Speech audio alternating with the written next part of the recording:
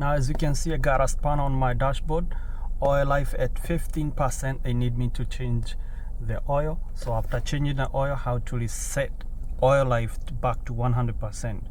Look for this button right here and make sure the vehicle is either on the on position or is running. Mine is running right now. 2008 Honda CRV. How to reset oil life. Press and hold this button until the dashboard start blinking.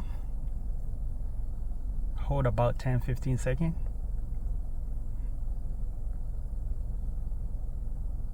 Now when it start blinking like that, rotate the knob until the oil life it's blinking,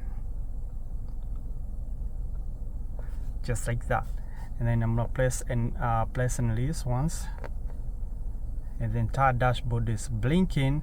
Now we're gonna press and hold for another 10-15 seconds until it's gonna reset to 100%. Keep holding, and there we go.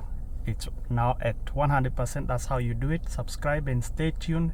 This is your man Jeff Carbuoy.